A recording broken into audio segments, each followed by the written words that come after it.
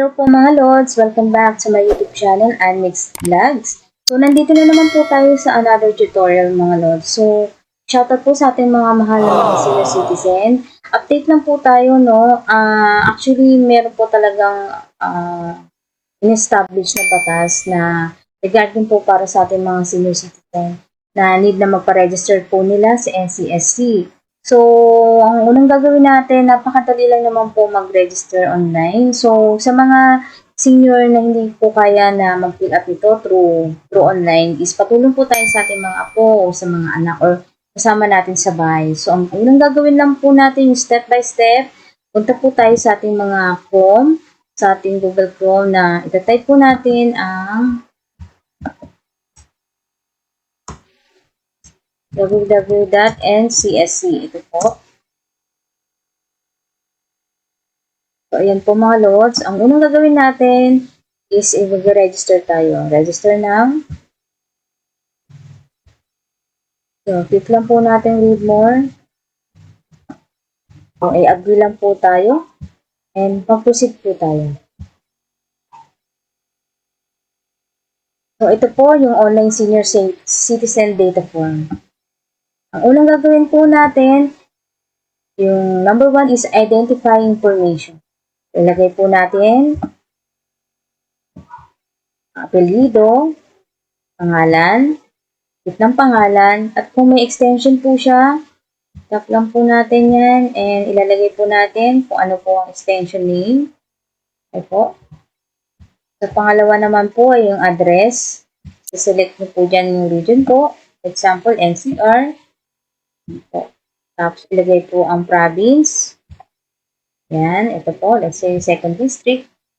City, Pasig, kung ano pong barangay. Let's say, Bagong Katipunan. At ilalagay niyo po dito yung house number, street,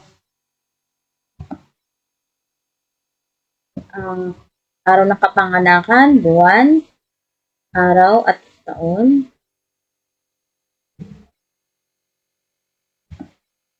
At ilalagay niyo din po dito yung birthday, kung saan po kayo pinanganak, marital status, single, married, widower, separated, kung ano pong religion nila, at in sex, male or female.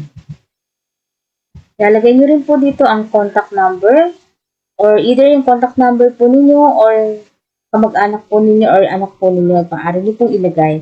Kung wala naman po kayong email address, pwede naman po na i-leave blank nyo lang po sa kayong messenger name, pwede pong i-leave blank.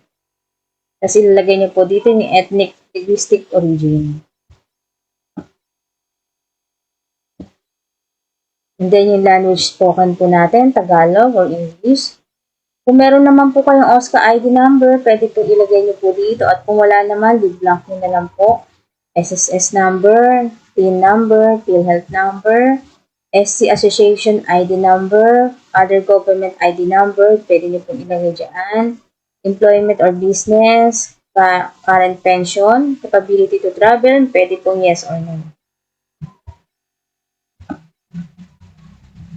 Para naman po sa pangalawa po is family composition.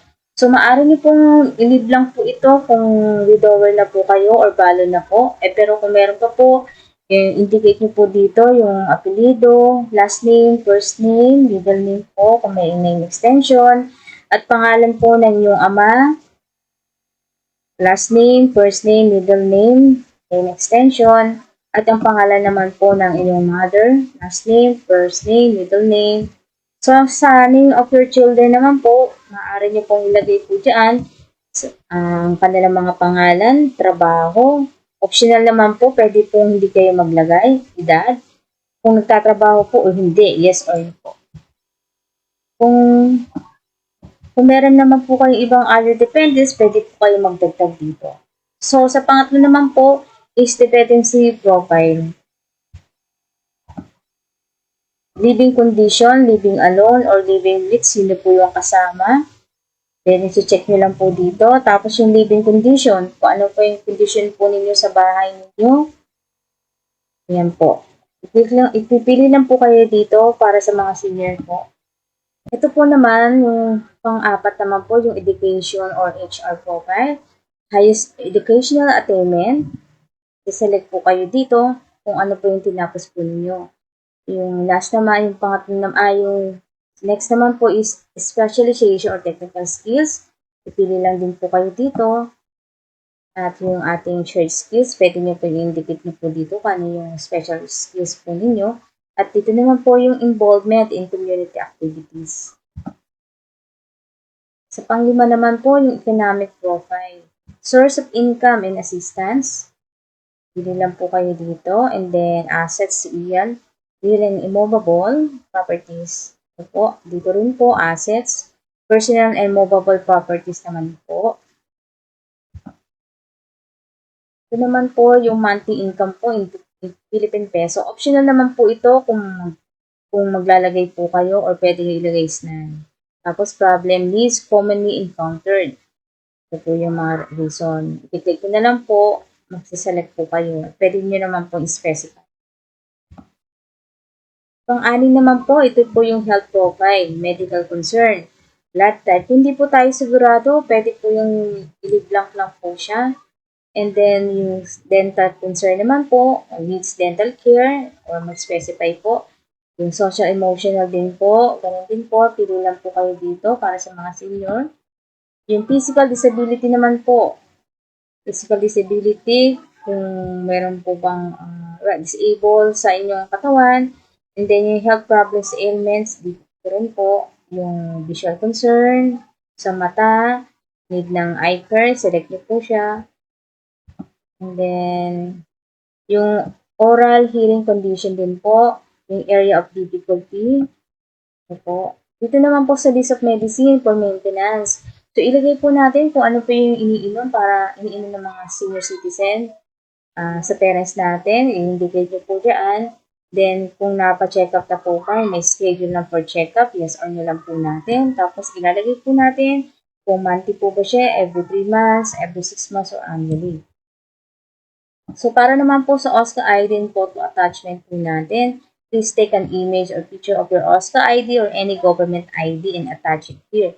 So, guys, paalala lang po, dapat clear po ang pagkuha din para dapat po readable po talaga at hindi po mag-exceed ng 50 MB. So, ayun po, kung wala pong OSCA ID number, any valid ID, pwede naman po. So, dito naman po, about sa photo naman po, ganun din po, hindi po dapat mag-exceed ng 50 MB at malinaw ang pagkakakuha at dapat po ay 2x2 size photo po ang ipaka-capture natin. Sa passkey number naman po, ito po yung sinasabi dito na kailangan 4 digits only ang kailangan po dito. At paalala po, make sure natin na to remember and take note of your PKN before submitting. So, sulat po natin sa papel or sa notebook or screenshot po natin para po once na may-verify po natin yung ating online registration ng NCSC is alam po natin. So, yung affixed signature naman po, sa father ko po, hindi ko na po siya napapirma dito. So, pwede naman po leave lang. So, ganun po. So, ayun. So, maglalabas po dito ng confirmation, mga lods. Bago po natin i-click lahat to, dapat make sure po natin na tama yung spelling na bawat nilagay po natin sa information po dito na dinaanan natin. At malinaw yung mga kuha. At yun, pag okay na po, pwede pong i-click na po natin lahat yan. Check natin lahat.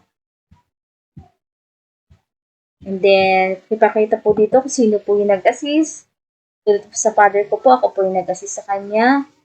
And then, lagyan natin yung relationship, daughter po. So, after okay na po lahat, na-double check na po natin, click po natin, proceed to submit lang po tayo. Pero may paalala po kasi ako, tulad ako na-encounter ko po kasi I think twice po ako nag-try na proceed to submit.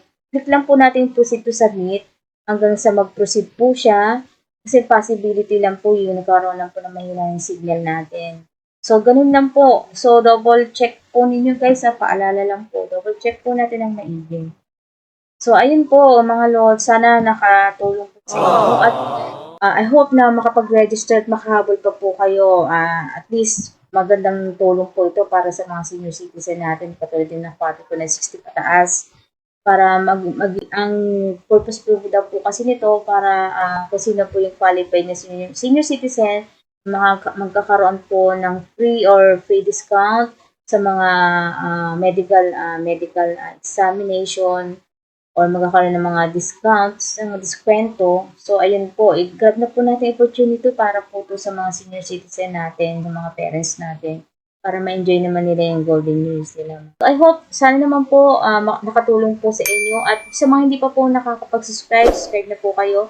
Hit nyo po ang notification bell para lagi po kayong updated sa mga ina-upload natin mga bagong video. At i-like and i-share nyo na rin po mga Lods. Maraming salamat po sa panonood. Keep safe po. God bless. Bye. Thanks guys. Don't forget to hit like and subscribe and hit the bell button para lagi po kayong updated sa mga ina-upload kong video. And sabi nga is everything is a good day. Thank you guys. Bye!